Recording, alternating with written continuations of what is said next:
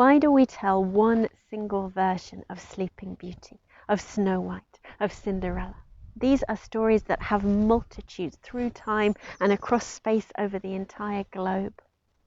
And when we tell one single frozen version, we utterly reduce our ability to comprehend the complexity of our imaginations and ourselves. The Storytelling Choir is a space to return community to story by telling stories in community. We've spent a year with Sleeping Beauty, and we know that a year is nowhere near enough to comprehend her forgotten complexity. And we also know that we are nowhere near enough to stand for the multitudes that Sleeping Beauty is. The Storytelling Choir is evolving and changing in what it is and should be, in the same way that our relationship to the stories are changing. But for now, we offer you what we have, which is our conversation with some forgotten versions of Sleeping Beauty. The stories are strange, difficult, troubling and troubled, and there are stories of more and deeper trouble that we didn't bring into the space. We didn't ameliorate or change the stories that we brought here. We've only allowed them to stand side by side, so that Sleeping Beauty may return a little in our imagination to her companionships, and her own dreamings may begin to shift and change, as perhaps ours will and are. The more I went into it, the more it felt incredibly urgent as a story for our time. A story that's largely, for the main character, deeply unengaging. And this is what every young girl wants to go through, and become the princess who is saved by a prince. Wonderful. There's something really not right here. The societal situation where this is the ordinary story that is told of young womanhood. Investigating reasons as to why a story should be told. How could an old woman condemn a baby to death? So many stories of younger women involve them being totally denied agency until someone else has made a decision for them, and then that's it. Where is there women with agency in the stories that we hear? This is a norm that we have come from.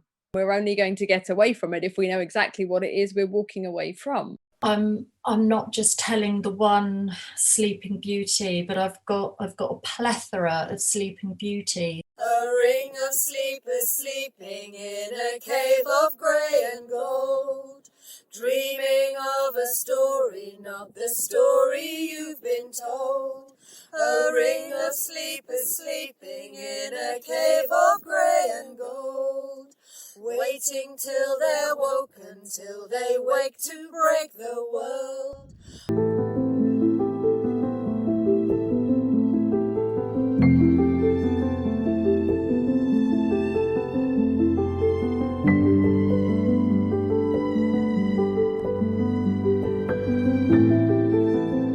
Once upon a time there was a princess who was gentle and true, patient and kind, beautiful and good. Once upon a time that princess fell asleep. You know this story. She pricked her finger on a needle and she closed her eyes. She pricked her finger on the spindles that they tried to hide. She fell asleep, and in her sleep she dreamed. She dreamt of wonder and of wordless things. She dreamt they put her in a tomb of glass because they couldn't bear it, that she wouldn't last. She dreamt they put her in a tower high where all she saw was faces, never sky. She dreamt they gazed upon her as they would and said how still she is, how still, how good. She dreamt she heard her story being told, of how her father lost one plate of gold, and so she lay accursed by a crone, and so she lay beloved, still as stone. Yet as she lay beloved, still as bone, she heard the wind change and the rising moon. She heard the thorns and felt the petals blow. She heard around her tower brambles grow, creepers that crept up round the castle spire, nettles that rose up like a living pyre. And then she dreamt that rising to her sight were thorns that wrapped around her coffin bright, rose hips that seemed to touch her fingertips, brambles that through the bright glass seemed to slip. She dreamt her tower fell down to the ground before her shining tomb could make a sound. She dreamt her tower fell right through the earth, into the rocks and into the earth's bright girth. She seemed to fall through spindles buried deep. She seemed to fall through winter's dreaming sleep. She fell and fell into a cave of gold, where other dreamers dreamt of other worlds. And as that princess fell from her tower, fell down into the depths of the deep earth, her own dreams began to change. For in that cave of rock and gold and stone, the dreams she dreams are no longer her own. She dreams she's one of many, one of more, and all the stories have been dreamt before. A stag and bull that stand before a door, a prince of pins, a witch's grief, a linen shroud, a dreamer's shore. There in a ring of sleepers now she lies, far beneath the earth and changing skies. Above we tell one story, on and on. Below they sleep on in their ring of sun. A ring of sleepers sleeping in a cave of grey and gold, dreaming of a story, not the story you've been told. A ring of sleepers sleeping in a cave of grey and gold, waiting till they're woken, till they wake to break the world. Underneath the earth, the sleepers slept on in their ring of gold. And above it, far above it, ivy grew under the bright white sky, clambering its green gold tendrils across forgotten castle walls. "So I have to ask," said the princess, "will you marry me?" It wasn't the most unexpected thing that had happened to the cobbler that day. But certainly when he had left his home 2 days ago to travel from one town to the next to go looking for work, it wasn't what he had expected to happen. He hadn't expected to find himself on the edge of a forest as night was falling. And he hadn't expected to have to go into the forest to look for somewhere to sleep.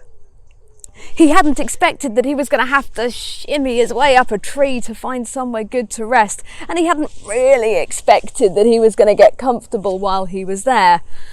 He hadn't expected the wind to pick up, and he'd have to climb all the way back down the tree.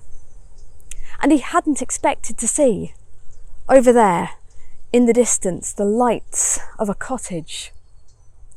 When he got to the cottage, he hadn't expected a warm welcome, but the curmudgeonly old man who opened the door and grumpily grunted towards the fireplace had been the least welcoming of hosts. The next morning, the cobbler hadn't expected to be turfed out quite so suddenly with his kit bag thrown across him for good measure. And in the bleary early morning light, his eyes still adjusting from sleep, he hadn't expected the sight before him as he turned to look back into the forest. There in the clearing of the woods was an enormous black bull, rippled with muscle and glistening fur, with eyes glinting red in the sun, shiny hooves and terrifying puffs of steam coming out of his nose.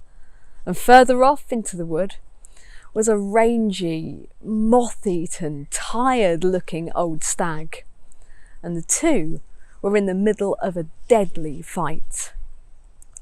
Blow after blow, turn and feint, pound and stab, the cobbler could not tear his gaze away, and transfixed as he was, he began to notice the detail. There, just at that moment, the bull was calculating. He fell a little too carefully. He stumbled with a little too much precision, and the cobbler couldn't help himself. He called out, "He's tricking you! The bull's tricking you! Watch!"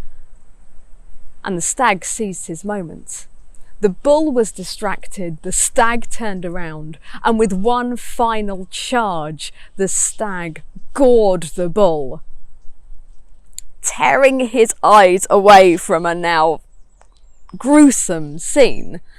The cobbler had expected to simply go on his way. He hadn't expected for the stag to round on him, and before he knew what was happening, all 4 of the points of the stag's great antlers were pointing straight at him. He half expected that he was going to meet the same fate as the bull, but in an instant he was borne aloft and found himself being carried through the forest, this way, that way, left and right, dodging the trees, ducking the branches, at pace after pace. And exhausted and scared and white as a sheet, he found himself dumped, unceremoniously, at the foot of an enormous wall. The wall rose 50, maybe more feet high, and was covered all over in vines and ivy and creepers. And as the cobbler brushed himself down, he noticed that the stag was hoofing in a particular direction and nudging with his antlers. He followed the stag's gaze, and sure enough, he was being pointed to the door. The stag followed a pace or 2 behind and began nibbling at the ivy on the edge of the door frame, but the door itself was completely clear of vines. The cobbler placed his hand on the doorknob, and as he did so, he heard a voice in his mind, or maybe coming from what lay beyond, and the voice said, "Open the door and you will find great treasure." The cobbler placed his hand on the doorknob, and it turned with ease. He opened the door, and he found within 2 steps he was in a great courtyard. Bits of the roof had fallen off over time, and shafts of light strewn with dust were glittering down before him. The walls were crumbled. The roof was missing, but one step at a time he felt he was in the presence of something important, and he heard the voice again, "Step into the light, and you will find great treasure." He took a step to where a spot of light fell onto the floor, and as his foot hit that shaft of light, sure enough, the floor just gave way from under him. He found himself falling, tumbling down and down, faster and faster, through root, through soil, through the bones of the earth and the bones of the ancestors, and he landed with a thud on a mound of moss. It took him a while to adjust his vision, for he was in utter darkness now. But out in the distance, he could just make out shelves over there, and torches, and more shelves, or perhaps plinths, and then he realised he was in a mausoleum. This was a crypt. These were coffins and shelves for graves. And he heard the voice again. "Come towards my casket and you will find great treasure." And he walked towards the torches. As he got there, he realised that this casket, far from being made of stone, was of a misty, worn crystal. And as he got towards it, he heard the voice once more. "Open the latches, and you will find great treasure." And he reached ahead of him, and he flicked the latches, and he took the weight of the casket lid, and he pushed it up. No sooner had he done so than a beautiful young girl took one look at him, said "Thanks," and ran. off she ran through the castle, faster and faster, dodging left and right and under vines and round branches and up staircases and round secret passages. And before he realised, he was running after her, trying to work out what was going on. She knew this place. She must do. She was so fast he found himself in moments back in the hall he had entered, and he saw her dash through the door. He followed cautiously behind her, and as he looked back through that doorframe, he saw the beautiful girl wrapping her arms around the neck of the stag. And then slowly, magically, sinew and fur, horn and muscle turned into the clothes and hair and skin of a tired but strong young man. The cobbler watched, and the two of them laughed and cried, and feeling slightly awkward, not really knowing how to go about this, the cobbler wandered up to the two and said, "Look, I hate to interrupt, but what's just happened?" The young lady turned and smiled, half through tears and half through laughter, and said, "I suppose I do owe you an explanation, and we owe you a great debt of thanks. I am the princess of this land, and my brother, the prince. Well, our parents died some years ago, and as was the custom, my brother stood to inherit, but I'm not very good at being in charge," said the man who very recently was a stag. "He's not very good at being in charge," said the princess. "And so we decided between us that I should run the kingdom. But a powerful man of magic decided that he didn't agree with our decision, and he set out to have the kingdom and myself for his own. At first I laughed. How could I not? I didn't have to answer to him. I was the ruler. But then he kidnapped my brother, and he placed a curse on him, saying that unless someone raised their voice to help, then nothing would change for him. And then, unprotected as I was, he kidnapped me, and he placed me in that casket which you've seen. And he did so with a curse that unless someone heard me, nothing would change. But you raised your voice to help my brother so he could bring you here. And you heard my voice, and you opened my casket. And because you did all these things, I have to ask," said the princess, "will you marry me?" A ring of sleepers sleeping in a cave of grey and gold, dreaming of a story, not the story you've been told. A ring of sleepers sleeping in a cave of grey and gold, waiting till they're woken, till they wake to break the world. The circle of sleepers slept on beneath the dark earth, and above it the blackthorn trees grew around the castle, their spines, their thorns glinting in the dewy air, and their white petals opening on the buds. The Blackthorn Prince and the Doll of Truth. Once upon a time there was a king. He didn't have any sons, but he had a daughter who he loved. He was a loving king.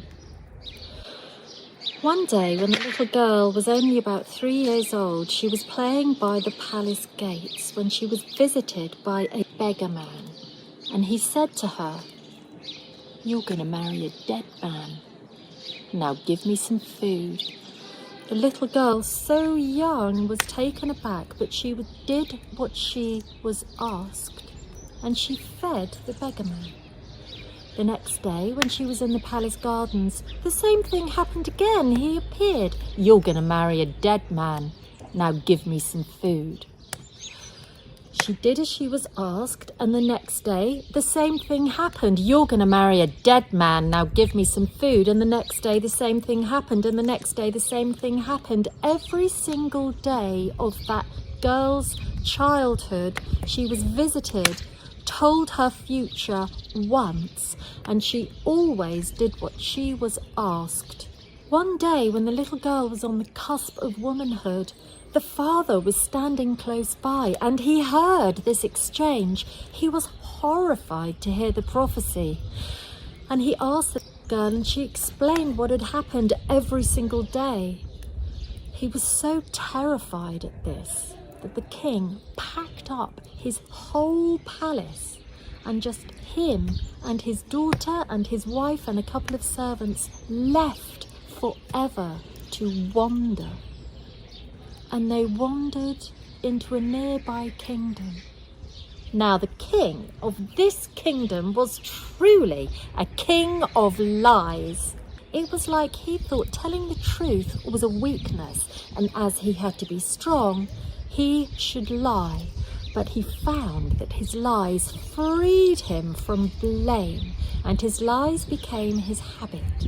But the thing he really loved about them was the power they bestowed upon him, for he put everyone else to sleep while he reigned supreme in the kingdom of truth, for he knew everything. He was drawn to the long, hard, sharp thorns of the blackthorn, for he knew that they contained the power of how to grow power. And he would prick his subjects with these sharp pins of slumber. He fancied himself a wise king who carried the truth of the kingdom with such devotion, while everybody else staggered about in ignorance. He felt that he sacrificed so much for others. But you see, as a wound inflicted by blackthorn often goes septic, his lies festered. And then one day, his own beloved son fell down dead, and nobody knew why. And the strange thing was that the prince looked dead, but he didn't seem dead. So holy men were called. Notice the king yielded some of his knowledge and power. And these holy men said incantations, and they said prayers, and the next day, in every pore of the prince's lovely smooth skin, there was a hard, black, purple bead. Those holy men were executed, and all were brought in. And there was one strange holy person who they say came from a blackthorn thicket, and they would divine the stars through the spinny at night. And this person said they must build a house in the woods, concealed and revealed, with bedchambers, bathing house, kitchen, all sealed, 13 doors with self-locking locks, 1 high lantern window to let in the light, all impenetrably shut up tight, storerooms enough for a 13-year stay. A maid will be chosen, but kings and their people must stay away. What could you do? The king had to lay his son out in this strange solitary house, but they couldn't clothe him, because from every place where there was a little bead on his skin, a long, hard, sharp blackthorn spear grew. And so they laid him out, locked up the doors, and left. A few days later, who should walk past but the loving and now aimless king, with his daughter and wife and his few servants, and they wandered straight past the house, and nobody noticed it was there.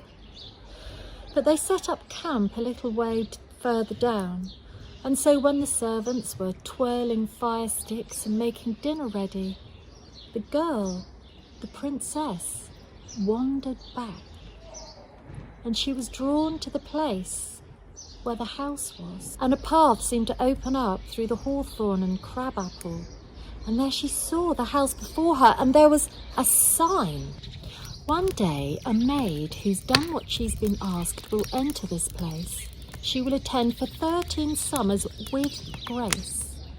Then she will find her heart's desire, and all things will find their place. Curious, the girl moved forward and lifted her hand, and as she did so, the lock just fell away and the door opened in front of her. She walked through to find another locked door. She reached up to touch the door, but this lock too slid back and the door opened before her.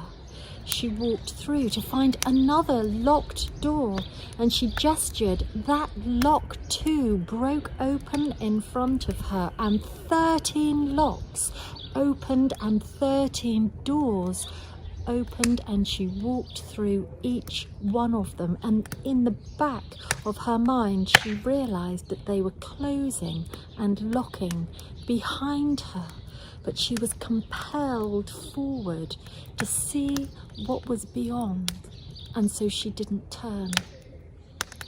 And eventually she found herself in a beautiful hall with an open skylight where rain could fall through and gather into great beautiful pools of water that could be siphoned off to the lovely bathhouses. There were 2 bathhouses and there were 3 bed chambers, and she saw that there was a storeroom stocked full and a beautiful kitchen with plants hung with fruit. And when she went into the final bedchamber, she saw atop a high ink blue dais a man, but he was covered. His every hair's breadth of skin was covered with long, hard, sharp, what looked like blackthorn spines. And spiders had made him their home, and their eerie webs covered him. And so she cleaned them, and she dripped water into the place that she thought was his mouth. And so the first day of her service began. On the first evening, her family did come by. She could call to them through the skylight, and they heard her, but they couldn't reach her, and eventually they had to leave. But she fell into her rhythm of serving, praying, bathing, serving, praying, nurturing, bathing, serving, praying. She noticed that when she cleaned the wounds, if she was very, very careful and meticulous, she could massage out the spines, but it was a lot of work and it took a long time for each one. But eventually, tick, tick, she began to pull the spines. Years passed. She ignored her gnawing loneliness with bathing, praying, serving, massaging, manipulating. And 10 years went by. Then one day, there was a fantastic racket outside. It was the circus. The circus was travelling by, and the star act was this fabulous, live, swift acrobat girl. And while everybody else was travelling in their carriages, she swung through the forest from creeper to creeper, bending branch, and she spied the house, and she aimed to land on the roof. With perfect precision, she flew through the air, but when she got to her landing place, there was nothing, just the skylight, and plop! She fell through and down into a massive bowl of water scented with lemon. Overjoyed at the prospect of a companion, the princess did everything she could to encourage friendship, and although they were different, you see, the princess had a loving family, while the acrobat girl had nobody, and the princess was still and observant. But the acrobat girl, she never stood still, and she roamed around the ceilings. But she felt with such passion that the princess was drawn to her. She was exhilarated by her. And so they fell into the rhythm, praying, serving, massaging, manipulating, bathing. And time passed. They spent 3 years together. And on the last day of the last summer, the princess was in the bathing house when she heard the omen bird, and he sang the song and the instructions of what she must do. And she set about doing her work, cutting flowers, filling vases, picking leaves, squeezing juices, making potions, setting the silver goblet next to the prince. Now the prince, he only had 3 spines left, and they were just above his heart. And she found that just as she was leaving his room for the last time, they burst into blossom. She knew that this was a good sign. Into the bathing house for her final bath, prayers, and then she would be ready to meet her heart's desire.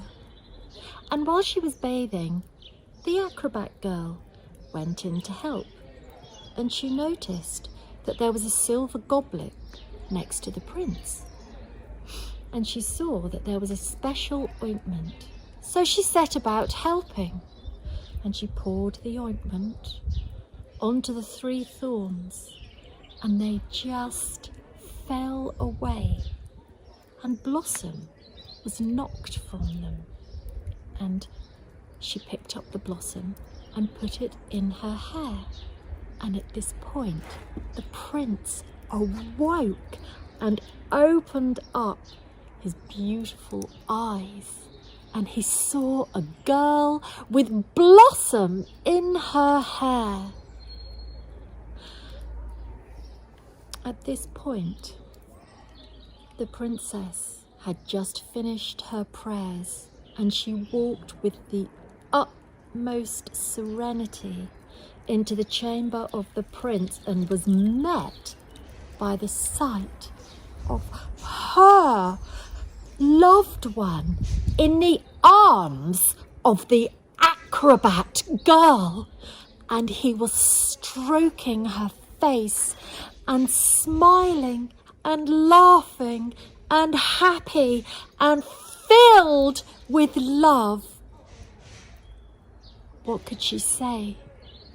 A shard of pain stuck in her heart, but she couldn't say anything, not when everyone else was so contented.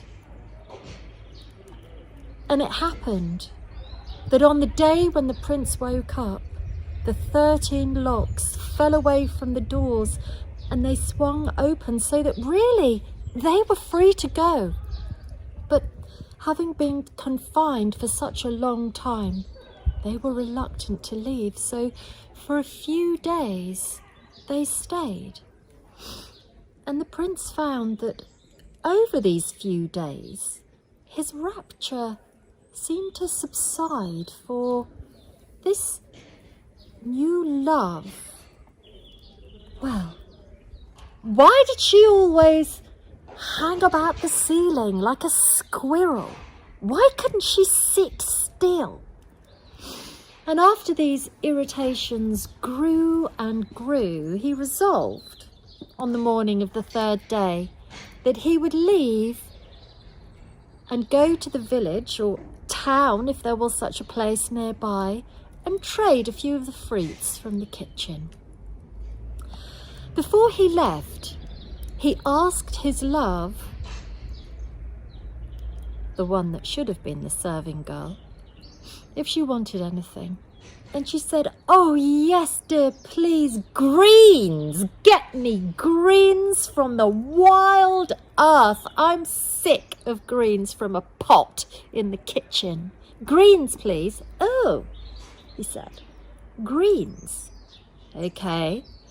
Anything for you?" he said to the princess, who he thought was a serving girl. "I would like a doll of truth, please." "Okay, weird," he said, "but what can you expect?" "And another thing," she piped up. "Yes," he said. Get me some... "Yes," said the prince. "Get me some small and very sweet, fancy little cakes, please." The prince's heart melted and he left immediately. He left very confused because he found all he could think about was the serving girl. And he went to the town. It happened that there was a small town, and he was able to trade for everything that they wanted. And he came back with the greens, and he gave those to his love, and he gave the talking doll, the doll of truth, to the serving girl. But he was curious. And so that night, when she sat on her bed and looked into the eyes of the talking doll, you see, a talking doll, if you look into its eyes, it will tell you your own story back to you.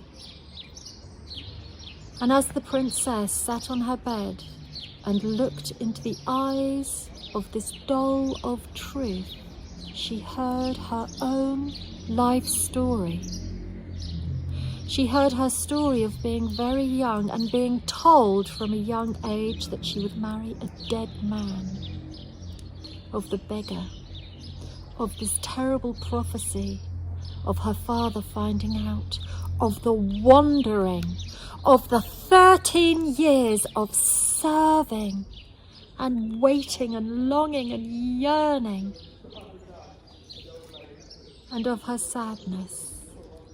And the prince, who was listening outside, realised that a terrible mistake had been made. And in that moment, the acrobat girl, who was watching the prince, who was listening to the talking doll, also heard the story. And she realised that a terrible mistake had been made, and she had a vision of being made to sit still for the rest of her life and eat cloying sweet cakes.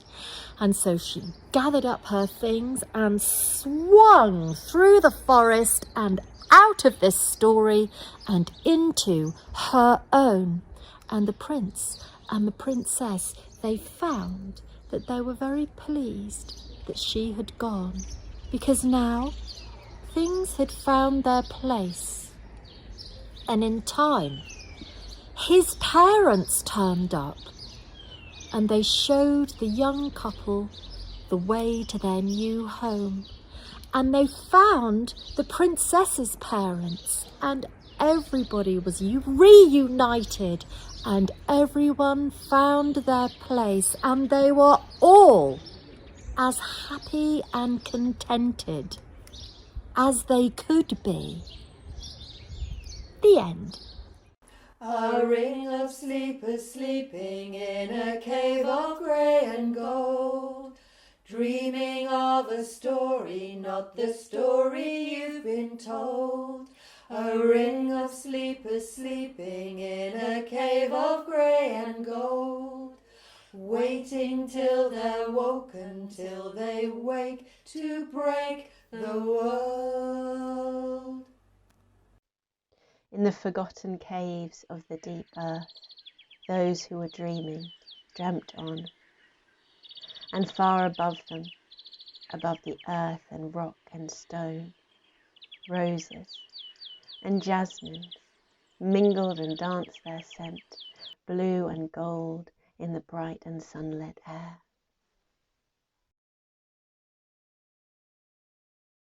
Once upon a time, in the lands of Egypt, where the arid sands meet the fertile Nile, there once lived a merchant and his wife. He was successful at his trade and they were rich, and his wife, well, everything she touched grew. Everything to which she put her hands upon, life sprang forth. They were happy. But there is something she longed more than anything, and that was a child. But it was not to be. And quite often she would go amongst nature and pray to the gods. And one day, after many months of longing, she found herself looking up to the heavens and saying, "Please, may I have a daughter? Let me have a daughter, even though she may die from the smell of flax." As soon as she heard those words tumble from her lips, she instantly regretted it. But it was too late. She had bargained with the heavens. For everywhere around her, her house, the land, everywhere, all the clothes that people wore were made from flax. The heavens heard her prayers, and as the moon waxed and waned and grew full, so did the belly of that woman, and she gave birth to a beautiful baby girl. She was so beautiful, with hair like a raven's wing and eyes as green as jades. Sitakan, they called her. Now Sitakan was not allowed to go anywhere where there may be flax. In all the house, all the flax and linseeds were removed. And that mother spoke not a single word to her daughter about her prayer to the heavens. And Sitakan grew, and she grew, and with each day she became more and more beautiful. And she often looked out into the outside world from that window of her home, and one day she saw the prince walk by. Oh, how she looked! She smiled, and he caught her eye, and he smiled too. He was beautiful, with threads of gold and silver. She hadn't seen someone so rich and so handsome before. And he, the prince, he went back to the castle, and he did not eat. He did not drink, he did not speak. He lay on the bed, sick. And all the healers and all the doctors were called from all the corners of the land, but not a single one knew. Not a single one could cure him. One day an old woman came. She took one look at him, and he said, "You are in love, or perhaps you have a mistress." "I am in love," he said, "with Sitakan, the merchant's daughter." "I will bring her to you," said the old woman. And she made her way to the merchant's house, and there she saw Sitakan by her window. "Oh, my girl," she said, "you are beautiful indeed. Do you want to learn? Do you want to learn how to work with flax? Do you want to enter an apprenticeship with a mistress of flax?" Sitakan's eyes became alive, and danced. Yes, she said, yes. She asked her mother, Mother, may I go into apprenticeship with a mistress? Mistress of what, my daughter? The mistress of flax. Oh, my daughter, said the mother, you will surely die.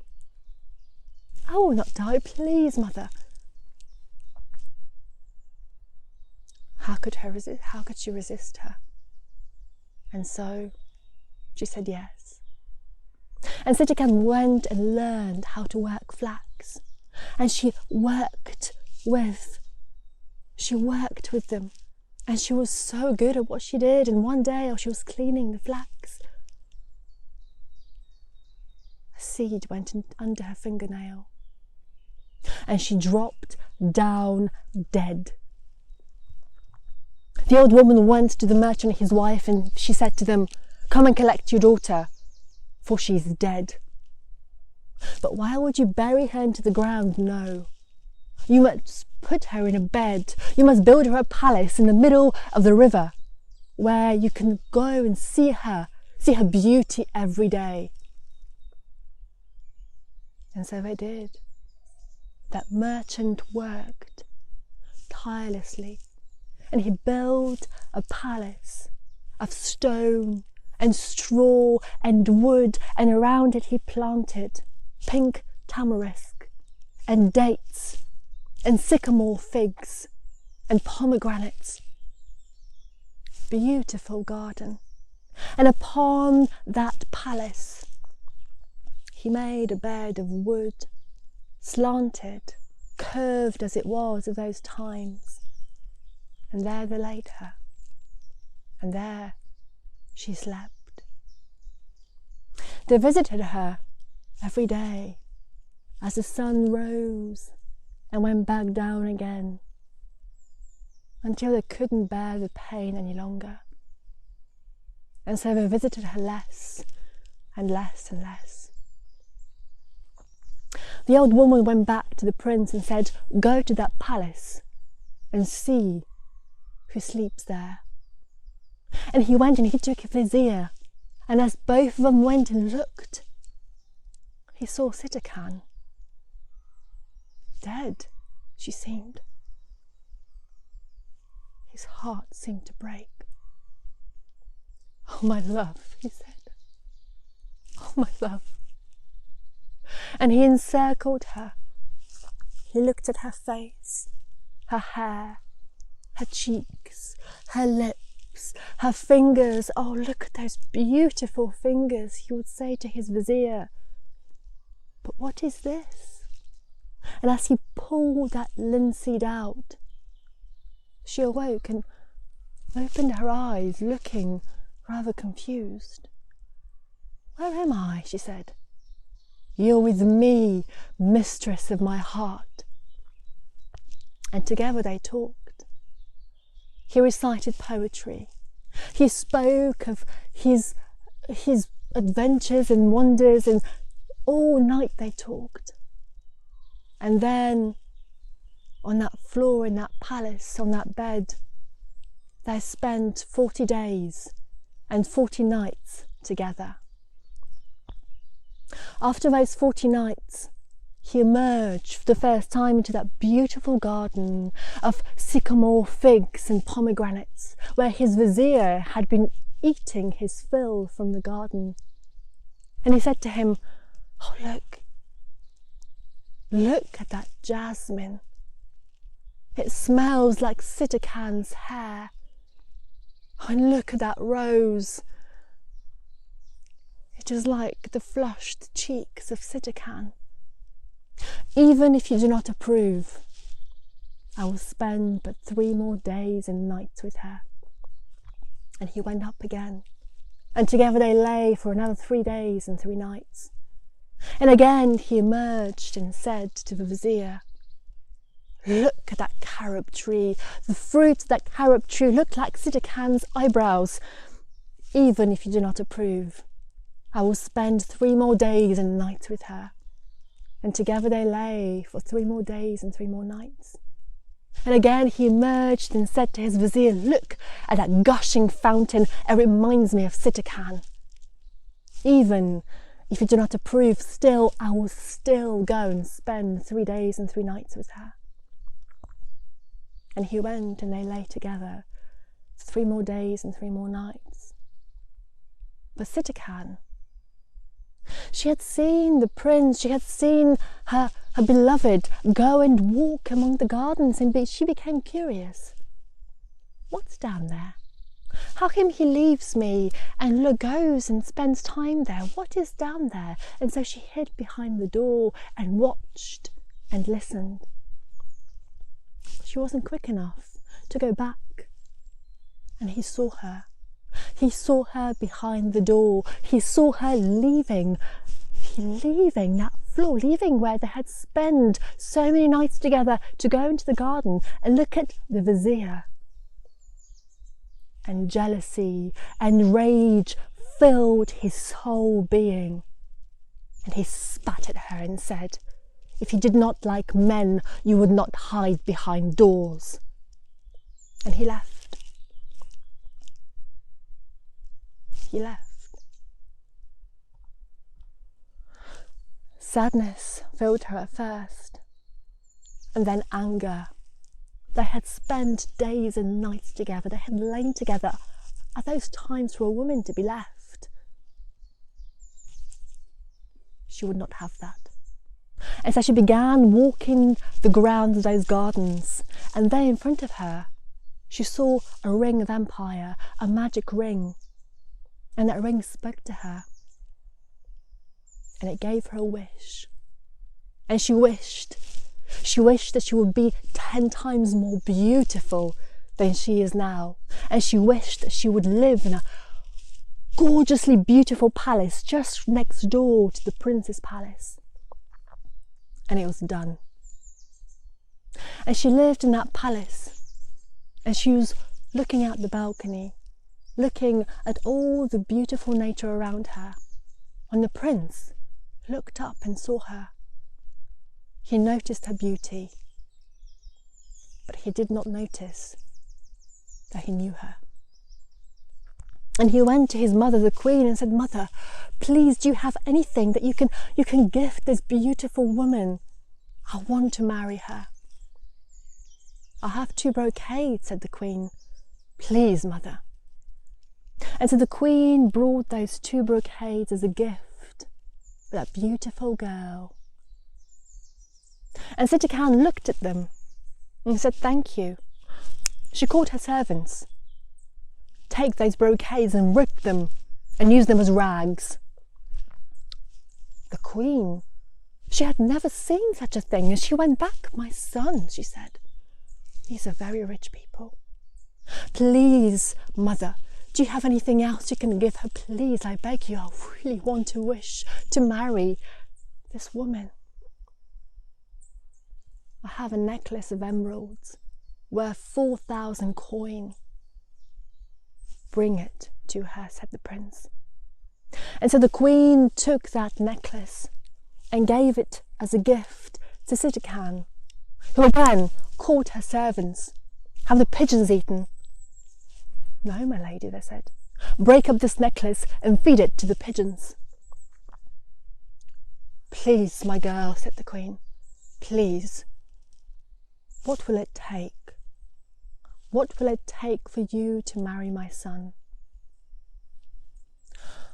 "I will marry your son if he pronounces himself dead, if he is wrapped around in 7 shrouds and paraded across the city and then buried at the grounds here in my palace.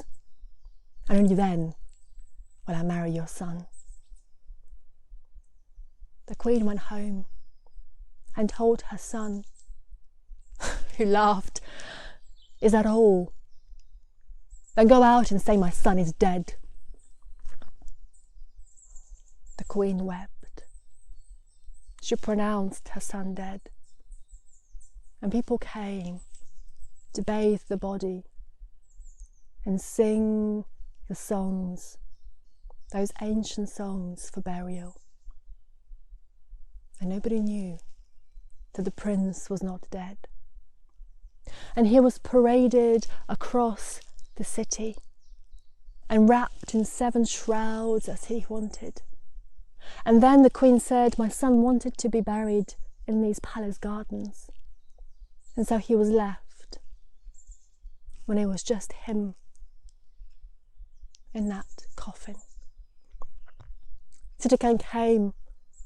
She opened the coffin and started unwrapping those shrouds, one after another, after another, after another, until it was the last shroud that she was unwrapping.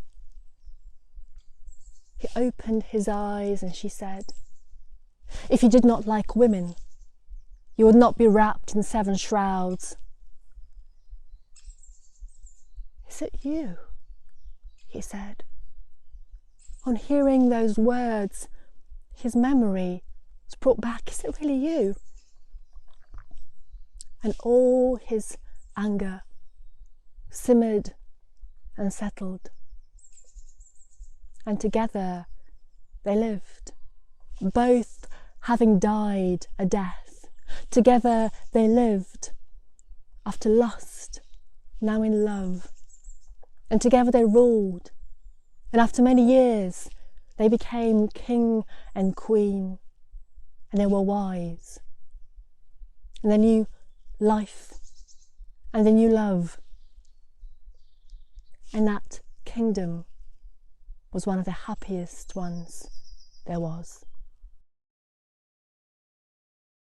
A ring of sleepers sleeping in a cave of grey and gold, dreaming of a story, not the story you've been told. A ring of sleepers sleeping in a cave of grey and gold, waiting till they're woken, till they wake to break the world. Beneath the hill the sleepers slept, and in the dawn's sun far above it, the scent of mint and thyme and golden asphodel blew through the wild air. Once upon a time, there was a girl who loved to sleep. She used to slip off to sleep by the fireplace as her family were chattering, laughing around her. She used to slip to sleep during her work. When she was clearing out the cow barns, her mother would find her, straw in her hair, dreams in her eyes. She wasn't ill. She just really liked sleeping. She liked that moment of slipping off to other worlds, to countries unnumbered, uncounted, unimagined. She had a happy childhood. Wandering around the village, she had many friends. And yet, as her friends grew older, towards that time, that edge of adulthood, when they begin to think about marriage and men and children, she was too busy dreaming. One day, she and her friends went to pick blueberries on the high slopes. It was a summer day, although there was a chill in the air, and mist tendrils wound their way around the girls' feet. As they were picking blueberries, they were laughing and chatting and eating and sharing. And after a while, the girl looked up and she saw further away there was a bush fat with blue berries. And so she walked a little way away from her friends. And then she saw another one, even bigger, with blue gems. And she wove her way a little bit further up the path. And then she knelt down and she began to pick. Some of them she ate, some of them she put in her basket. She became lost in that conversation between finger and thumb and berry and leaf and branch. When her basket was full, she looked up and realized that the mist had risen, and all she could see around her was thick, white mist. She looked around at the path. She called to her friends to make sure she was going the right way, but the mist seemed to keep her voice inside it, and she could hear nothing but the thick white silence.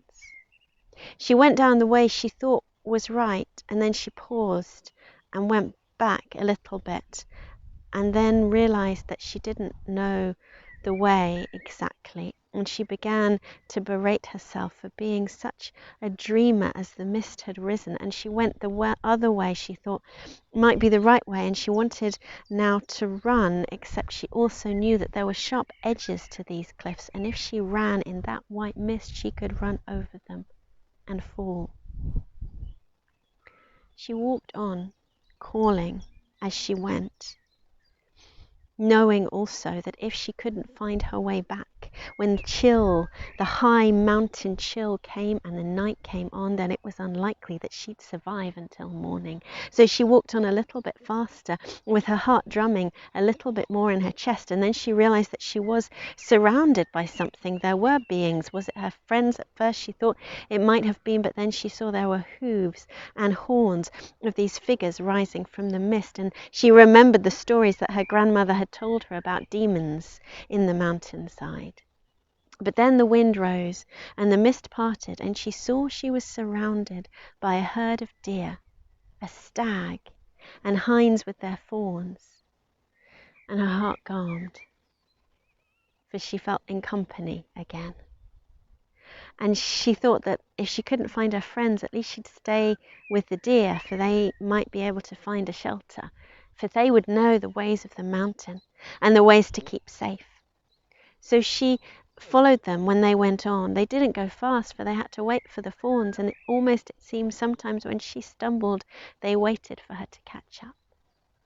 They went on. Sometimes the mist was thick and white, sometimes it was just in rags, and she saw places in the mountainside that she'd never seen before, tumbling waterfalls, great ravines, elder trees, ash trees, hawthorns, yews.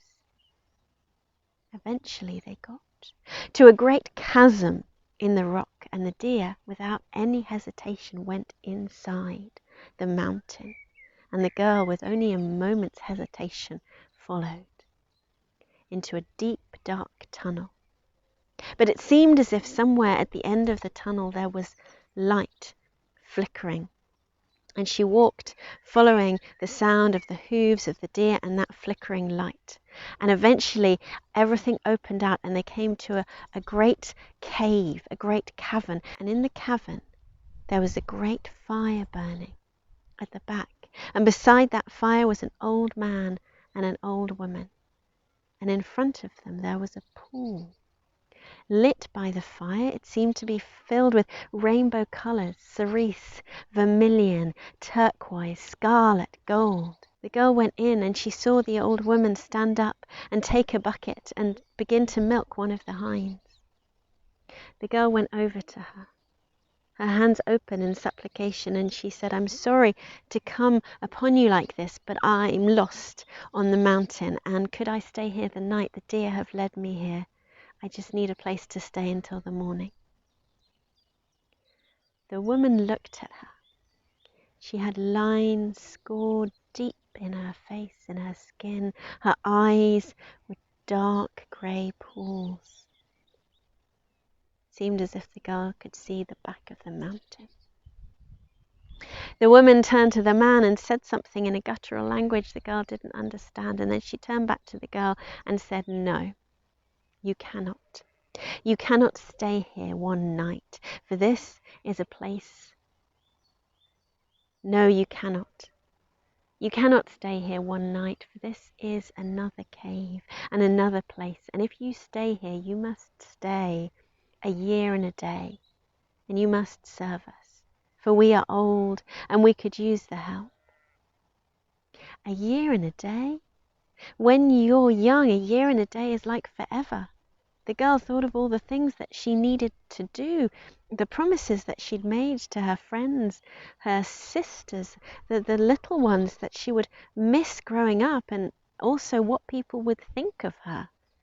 Whether she lay dead on the mountainside or had run off to seek her own adventures, what would they think if she didn't come back?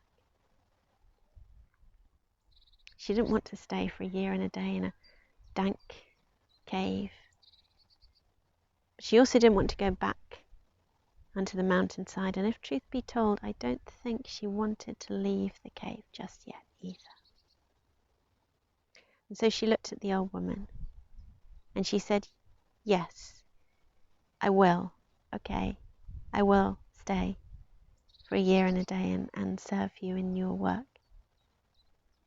The old woman nodded, gave her the skin of a deer and a bowl of soup, and the girl lay down and fell asleep and did not dream. When she woke up, sun was coming into the cave through a gap in the back that the girl had not seen the night before. And the woman gave her oats for breakfast and then gave her her work. She was to go out through that gap and gather herbs in the meadow that she would find. And so she went, and there was a great meadow, and there was wild mint and bog myrtle and thyme and golden asphodel, and she began to gather the herbs until she had an armful. And she took the herbs back to the old woman. The old woman showed her how to bind the herbs and lay them to dry.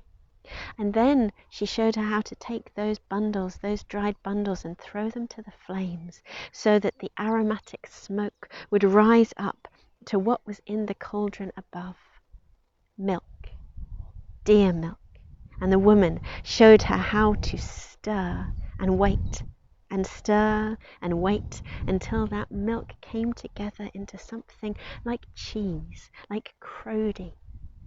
And the woman took a slatted spoon and lifted up that cheese and passed it to the old man. And the old man took it, but he didn't eat it.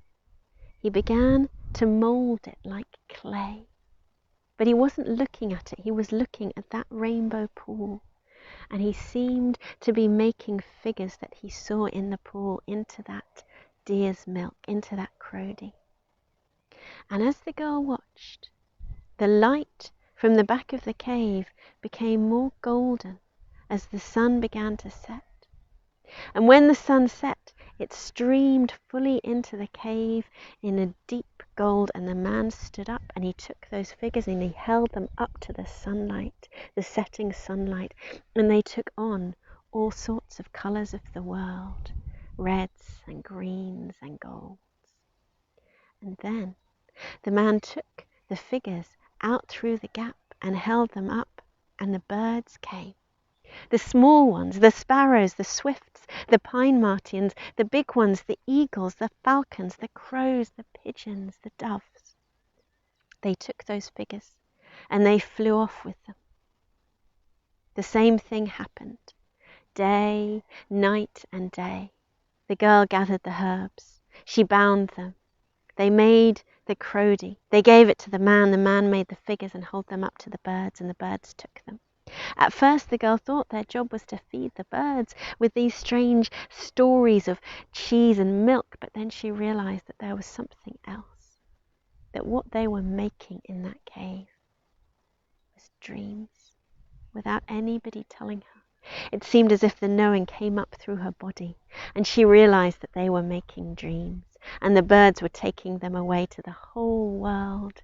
Dreams of bliss and horror, dreams of pain and truth.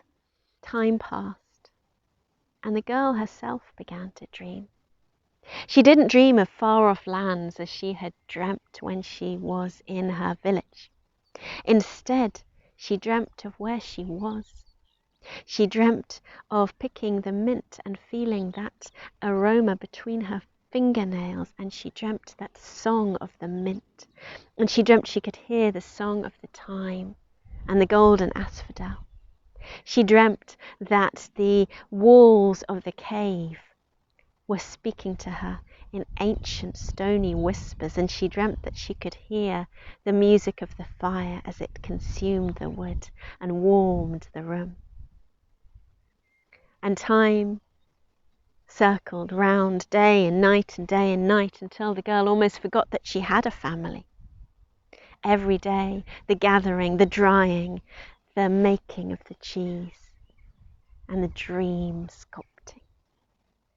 Until one day the old woman said to her, "A year and a day has passed, and you have done your work. And it took the girl a while to remember what she meant, and then the woman seemed to be waiting for something. And the girl realized that she was waiting for her to go.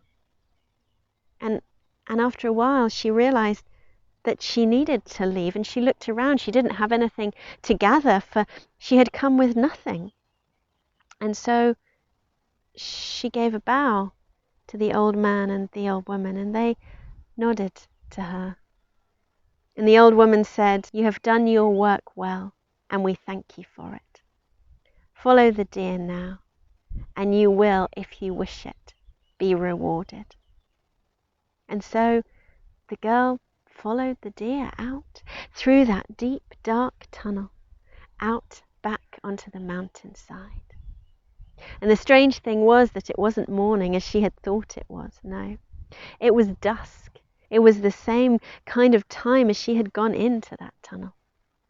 The moon was rising and the stars were coming out. But this time the girl wasn't afraid, and she followed the deer.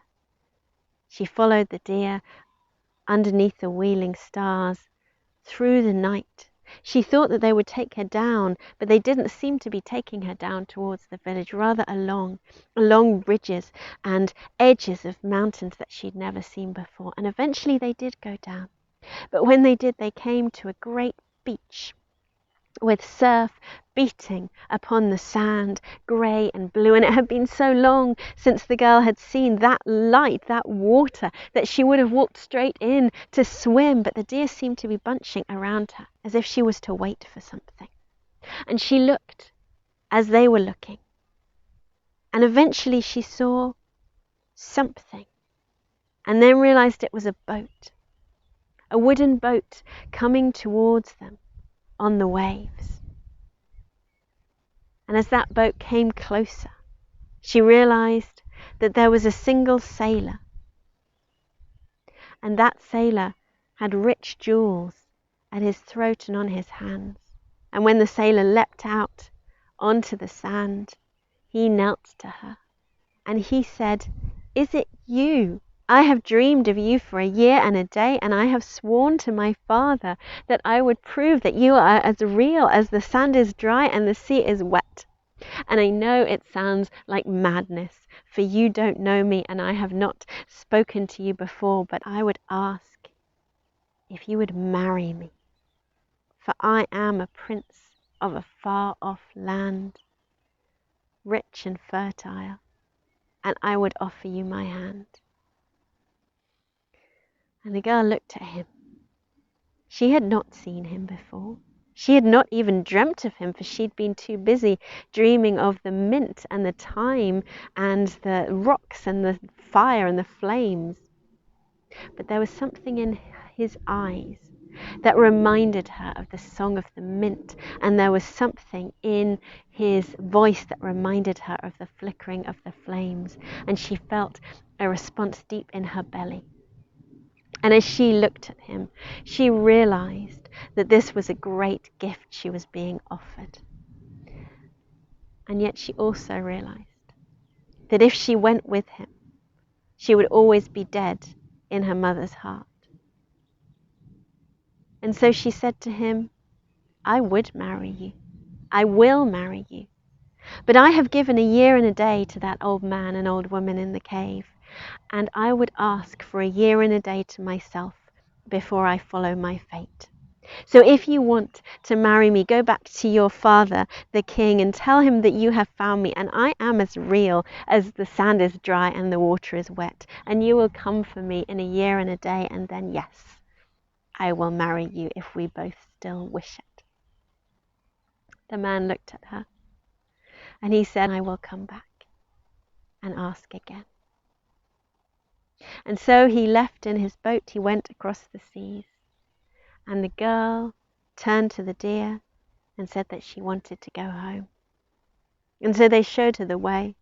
It was nearer than she thought, and when she got to the village there were shouts and great rejoicing, and she was asked for her story again and again, and her mother and father and sisters all embraced her. And when she told them her story, that she'd been lost on the mountainside, and about the old man and the old woman, they understood that she'd been lost. And more than that, her words seemed to blur and couldn't quite be heard. But they were glad, of deep gladness to have her back, and they fed her and they told her all the news, and she went back to sleep in her own room. And she lived happily, catching up with everything in the village for a year and a day. And she discovered the marriages and the births and those who had passed on. Only one thing troubled her, and that was that during the nights she dreamt dreams of such richness and strangeness that when she woke up they seemed like a burning ember on her tongue, and she wanted to speak them. But somehow she must not have had the right words, for it seemed as if when she spoke them the words blurred and couldn't quite be heard. After a year and a day, she bid farewell to her mother and her father and her sisters, and though they grieved to see her go again, there was something in their eyes that told her they understood. She went down at dawn to the edge of the village, and there the stag was waiting for her, and this time she mounted and she rode that stag back to the beach, and then she embraced him and he walked away, and she watched the seas.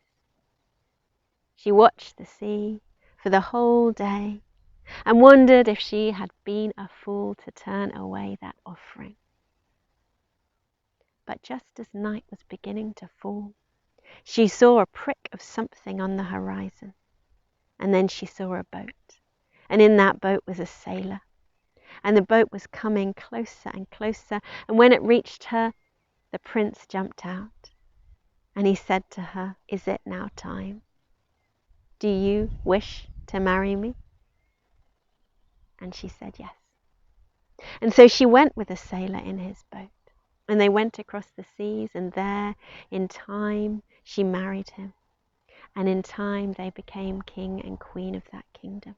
And as she became queen, she also became able to speak of what came to her in her dreams.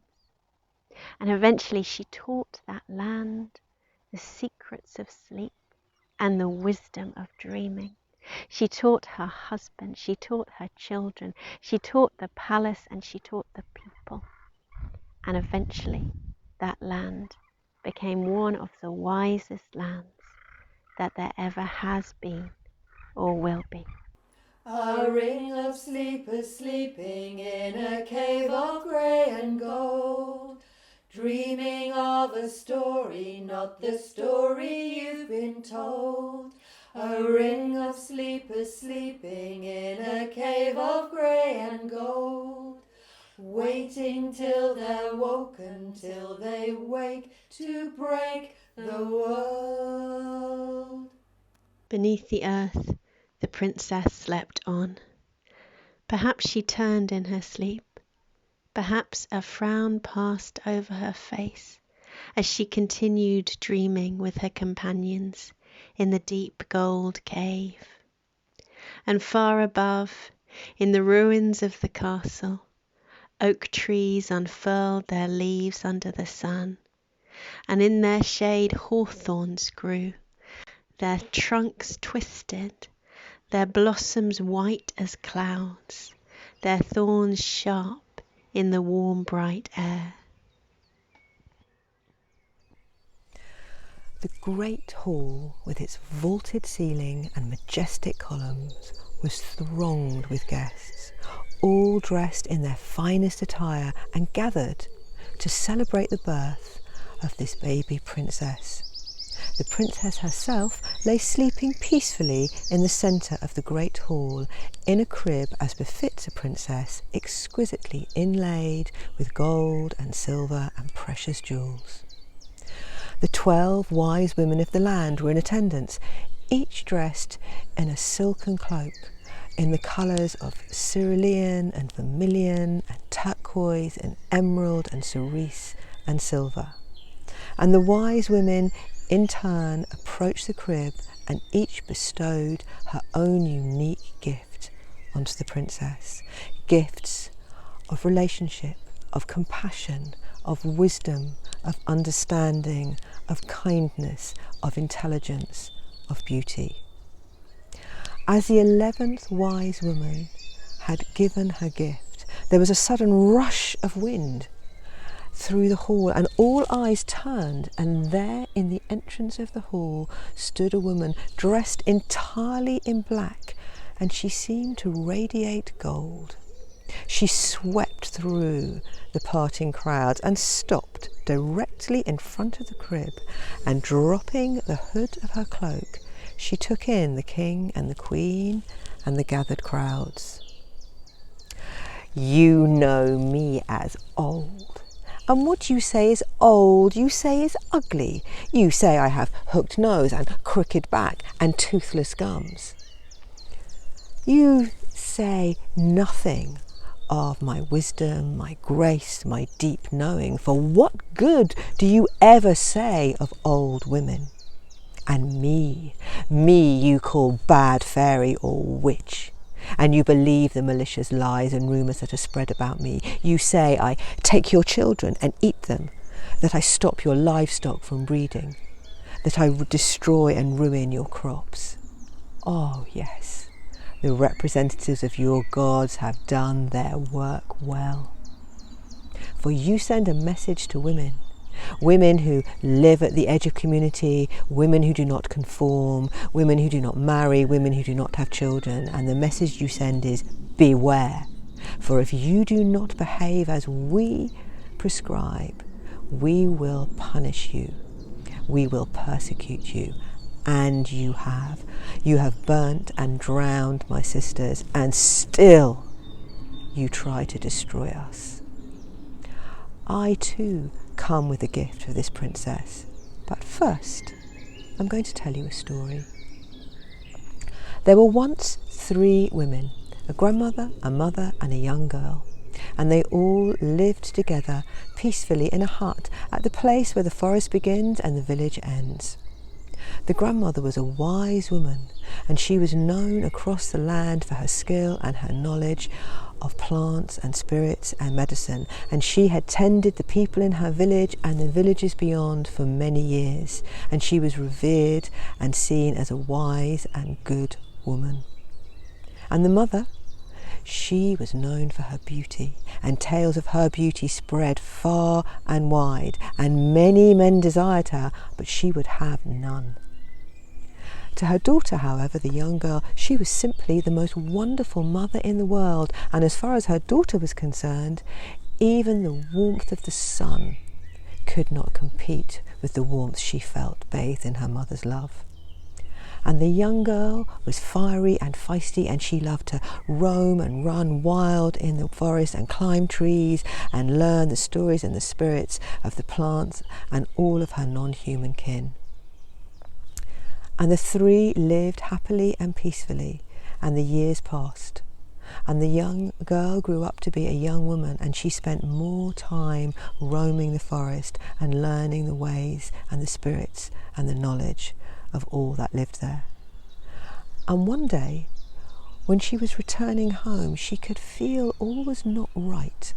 And when she got to her hut, she saw her grandmother looking as she had never seen her grandmother look before. Her hair was out of place, her eyes were wild and staring, and she had a bruise under her eye and cuts down her arms. "What's happened?" asked the girl. And her grandmother took the girl's forearms in her hand, and her fingers dug into the girl's flesh like talons, and she whispered in a voice the girl had never seen before, "They've taken her! They've taken my daughter!" The grandmother had felt a change coming, a scent scarcely smelt, a new scent, not one that she was familiar with, not a scent that foretold of blizzards or storms or rains. This was a new and unfamiliar scent, and the tales whispered in hushed tones, tales of a man who called himself Lord, of a man who had built himself a dwelling greater than any had ever seen before, and a man who was taking land. It made no sense. How could you take land? and this lord had heard tales of my mother's beauty, and he had determined to have her for himself, and he had ridden out with his men and come to my hut, and he had demanded my mother, and she had thrown back her head and laughed. But it was not a joke. And his men had stepped in and snatched my mother from my grandmother's side, and when my grandmother tried to intervene, she had been punched and kicked to the ground. It happened so fast. This change from living a peaceful and contented life to one where there was a gaping wound between my grandmother and I. We decided we had to find my mother. And very early one morning, we walked out of our village, and taking the lesser paths that veined the forest, we walked for many hours. And as we walked, the forest did change. Where there had been huge trees, there were now truncated stumps. And land was being enclosed. There were villagers working in areas where they were growing one crop. And at last we saw it, the dwelling that we had heard so much about, and it was huge. And surrounding it and guarding it stood men, each holding a sturdy stick. We crept around the side where we hid ourselves behind some bushes, and where we watched a group of women washing. And when they'd all returned to the house except one, we revealed ourselves and asked of my mother's whereabouts. The young woman blanched and went back into the house, returning quickly with an older woman who put her fingers to her lips and beckoned to us to follow. And she went down a small winding path at a pace, looking left and right and left and behind, and we hurried to keep up. And at last we came to a roughly hewn shack with a single solitary door, and the woman pointed to the shack. And as we turned to thank her, she was already hurrying back down the path from where she'd come. We pushed open the door of the shack, and the first sensation to hit me was the smell, the stench, the fetid smell of blood and vomit and human waste. And as my eyes grew accustomed to the light that filtered dustily through the cracks in the roughly hewn wood, I saw my mother. She was lying on a stinking blanket on filthy straw, and she was not beautiful anymore. My grandmother dropped to her knees, and taking my mother's head in her lap and cooing to her as one would to a newborn baby. She never went anywhere without her pouch of medicines and ointments and salves, and she took these out and gently massaged my mother's cuts and bruises while I dripped water through her parched lips. And with my grandmother's head cradled in my grandmother's lap, and with me wrapped around my mother's legs, my mother passed, and she left this world. We have to get her out of here, my grandmother was adamant. We cannot leave her body in this place. She sent me out to find some way of transporting my mother, and fortuitously there was a cart laden high with vegetables waiting to be taken for market. We sat vigil with my mother through that night, and as the first grey of dawn streaked the night sky, we walked out of that place, with me holding the arms of the cart, with my mother's body hidden underneath the mounds of vegetables still covered with the dirt of the earth. And as we walked back, I could feel myself harden, and by the time we returned home, where I had had a heart, there was now a block of ice. And I sat in our hut, and my grandmother watched me, and she watched me as summer moved into autumn, and autumn moved into Samhain, and Samhain moved into midwinter, and at Imbolc, when the first snowdrops pushed their snowy faces through the frosty ground, I walked out of our hut. And I walked the paths I had walked so many times with my mother, and I saw her everywhere. I saw her in the shapes of the branches on the trees, I saw her in the shadows on the path, and I saw her in the clouds in the sky. And when I returned home that night, my grandmother said to me, "Tomorrow you go to the great oak in the centre of the forest, and you spend time with that great mother oak. You wrap your arms around her wide girth. You sit in her branches and you curl up in her trunk. And that was what I did. Every day I walked the miles into the centre of the forest to spend time with the mother oak. And the days turned into weeks, and the weeks turned into months. And one day, when the ground was covered with wood anemone and celandine and bluebells, and as I was curled up in the trunk of that mother oak, I felt myself dissolve.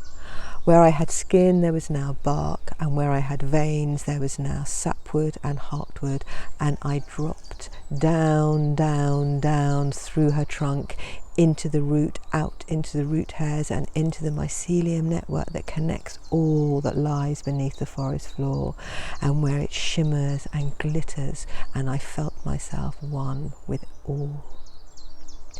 And when I returned home that night, my grandmother looked at me and said, "Tomorrow, your training begins." Not a sound could be heard in the great hall. Even the scurrying feet of mice was stilled. The woman spoke again. "So, I come to you today as you celebrate the birth of this child, for what is more wonderful than new life? And the gifts my sisters have bestowed upon her, great gifts indeed. But these gifts are not honoured. And when this girl grows to be a young woman of 15, she will prick her finger on a spindle, and as that first drop of blood pierces her flesh, she will feel the full weight of all that is destroying and destructive in this world. And the cycle of life and the wheels that connect all will, for a moment in time, freeze, and she will drop down dead. And in her death, you will know what is needed. You will remember what is important in this world. And in her death, you will understand that she died to save you from destroying yourselves, for she is your sacrifice." And with that, she put up the hood of her cloak and she swept back down the hall from where she had come, pausing one last time in the hallway, where she turned and spoke again. "But this is not the story you will tell. The story you will tell is one where an old woman cursed a baby because she wasn't invited, because she didn't have a golden plate." And with that, she was gone. Ring of sleepers sleeping in a cave of grey and gold, dreaming of a story, not the story you've been told. A ring of sleepers sleeping in a cave of grey and gold, waiting till they're woken, till they wake to break the world. Once upon a time there was a queen who was wise and good, brave and kind, noble and true. Once upon a time that queen fell asleep. You know this story. That queen and her companions lie under the hill, sleeping and dreaming up the world. That queen and her companions sleep on under the hill until such time as they are needed, when they will rise and wake the world.